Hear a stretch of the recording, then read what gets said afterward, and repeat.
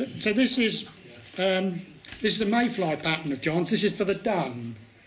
Now, I did have my book, because the dun has actually got quite a yellowish tinge to the wing. I've got a picture somewhere, but I'll put it away. And so this is actually calf tail.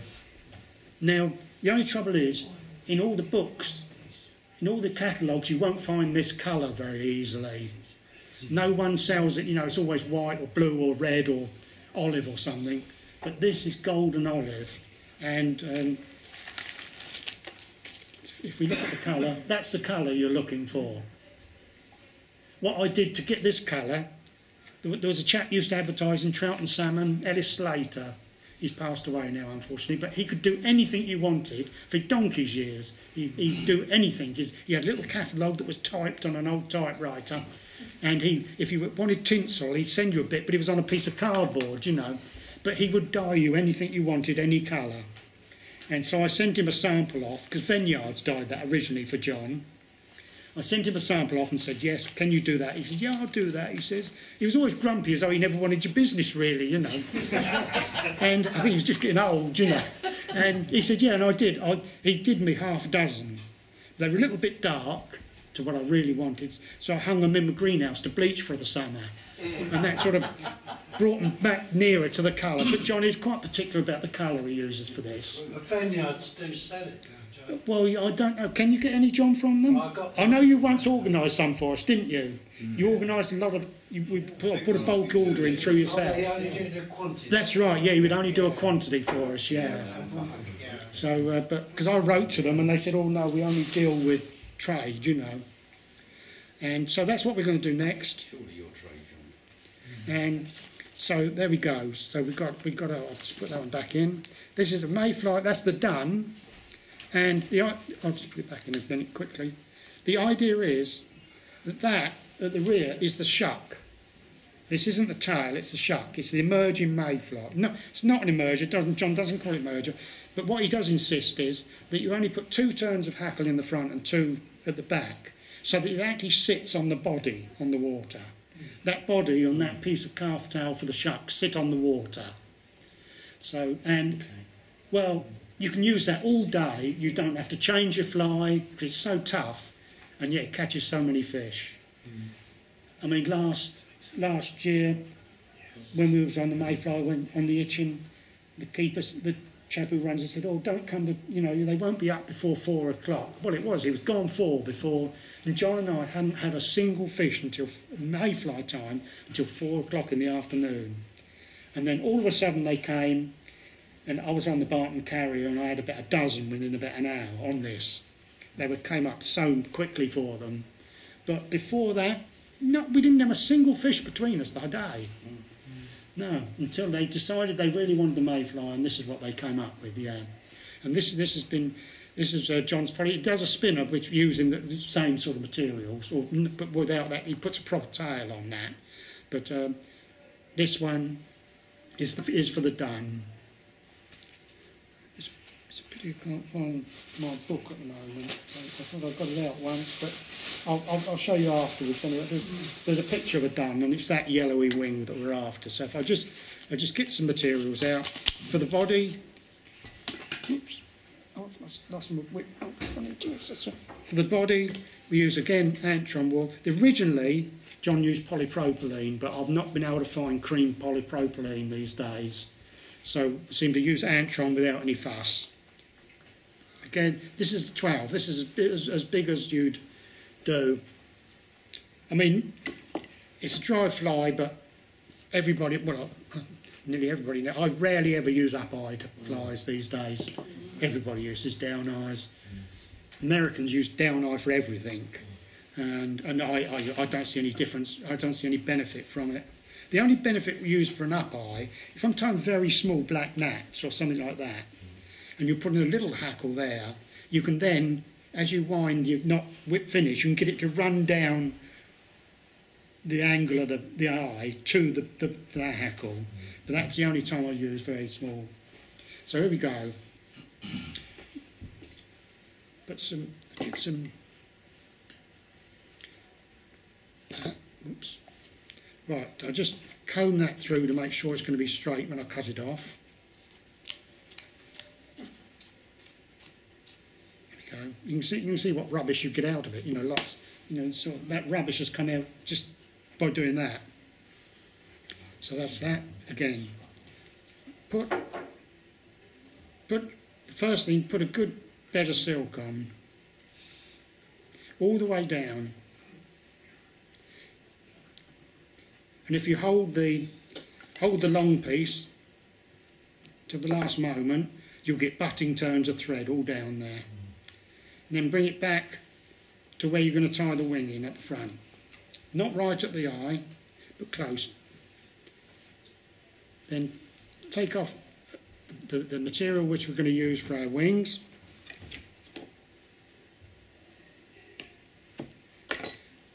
Okay, one more go to get that under. Look how much is in there. Oops. Look how much is in there that's come out. That's all rubbish we don't want. And again, the tips. It's a bit too much there.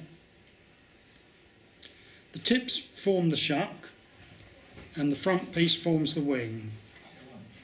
Pull that down all nice and hard there, and bind in touching turns, keeping the body as smooth as possible underneath, till you get to where the shuck is, sticking out the back.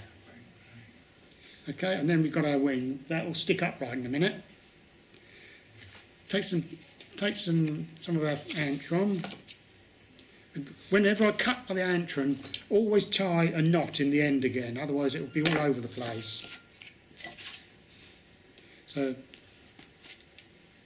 and when you're working with it, always have a knot in the end.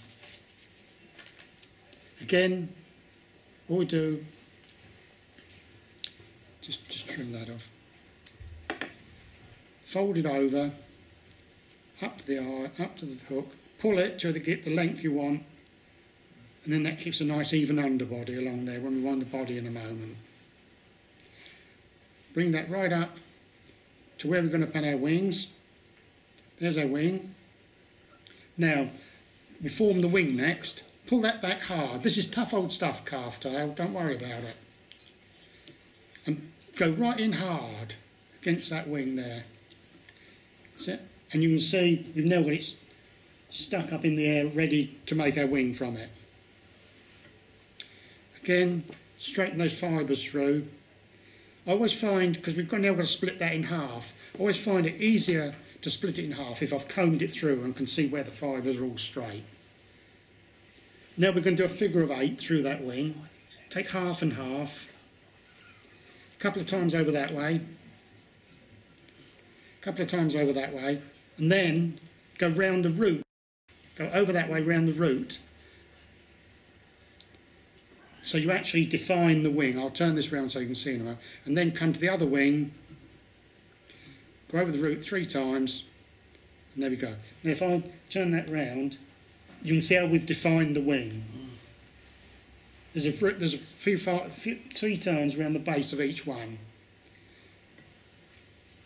And when I always keep a gauge which tells me how long I've got to make each wing for which size hook. Because if you come back to me for more flies, you want the same size again. So you don't want ones with wings much longer than you've already had. So all I do is look on here. We've got done, size 12, measure that. Now I know that I want all my wings that long. You can see at the moment, that's still too long there. Pull that up, pull them both together. Cut the tops off. And if you can rock that now with that, it just springs over the top. Now that's the right length. Again, twist, put one twist in your antron before you wind it, then wind flat. Okay, there we go. A couple of turns there. I normally put one turn in front as well. Spin it, before you cut it, spin it, and all the fibres will be together. Now, all we need is a black hackle, a black cock hackle. Here we've got our nice black cock hackle. and pull the fibres off the bottom, which are the rubbish we don't want. Now what I do is I leave about 2 or 3 mil, quite a longish piece there, because when I tied in at the rear, but I also want to bring my thread forward and tie that stalk in front of the wing as well, to make sure it's not going to come off. There we go. So the actual stalk comes from the back to touching the eye. So you've tied it all the way along.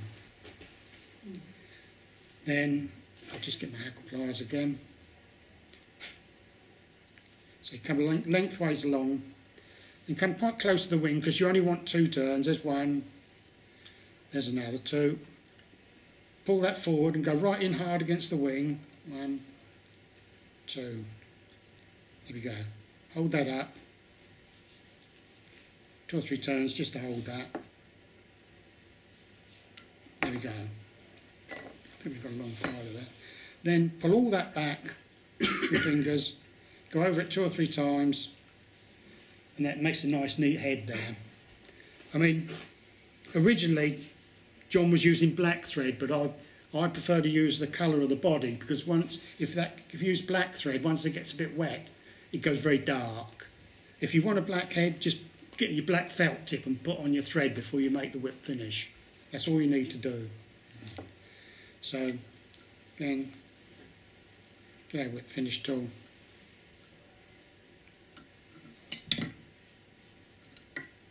There we go.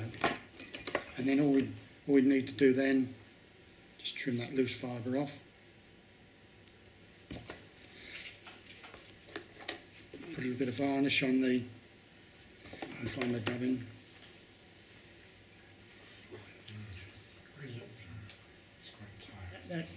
That's the wing we're looking for. There we go. And that will last all day long on your line. It will never wear out, I'm sure. In fact, that's the only fly. Well, many years ago on the test, I had a rainbow. There was a few rainbows, escapees or something. Actually jumped out about 2 or 3 inches to get that before it touched the water. Yeah.